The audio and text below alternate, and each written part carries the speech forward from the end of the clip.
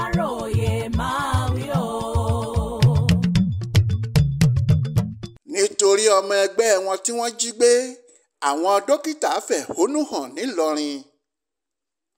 ẹgbẹ́ àwọn dókítà Association of Resident Doctors nílẹ̀ wa ẹ̀ka tilé ìwòsàn ẹ̀kọ́ṣẹ́ ìṣègùn fásitì ìlọrin UITH ni wọ́n jáde láàárọ̀ ọjọ́ ẹtì Friday ọjọ́ 16 oṣù kẹjọ yìí láti ṣe ìfẹ̀hónúhàn àlàáfíà tako báwọn ajínigbé ṣe jí àwọn ọmọ ẹgbẹ́ wọn kan gbé nípínlẹ̀ Kaduna. Aláròyé gbọ́ pé ọjọ́ 27 oṣù kejìlá ọdún 2023 làwọn agbébọn ya wọ iléègbé àwọn dókítà náà ní Kaduna tí wọ́n sì jí Dr. Ganiyatu Pópóọlá ọkọ ẹ̀ àti àbúrò ẹ̀ tó wá kí wọ́n gbé tí wọn ò sì tí ì gbọ́ mọ́kò wọn láti bí oṣù méje báyìí.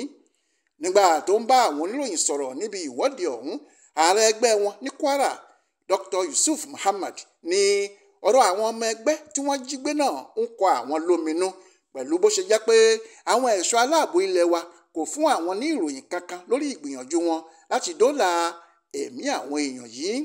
ó ní oṣù keje rèé tí wọ́n ti wà lákàtà àwọn ajínigbé tí wọn kò sì tí ì gba òmìnira bẹ́ẹ̀ làwọn kò gbọ́ ohunkóhun nípa wọn. èyí ló ní ó mú kí àwọn jáde láti ké gbàjarè sí gbogbo ọmọ Nàìjíríà bóyá àwọn yóò rí ọ̀nà àbáyọ. wọ́n ti wá ní àwọn fún ìjọba lọ́sẹ̀ méjì péré kí wọ́n fi wá gbogbo ọ̀nà láti dóòlà ẹ̀mí àwọn ọmọ ẹgbẹ́ àwọn o bí bẹ́ẹ̀ kọ́ àwọn yóò gùn lé ìyanṣẹ́lódì tí yóò sì lágbára ni. Ibrahim Alágúnmu ló ṣàkójọpọ̀ ìròyìn ọ̀hún fún Aláròyé online television.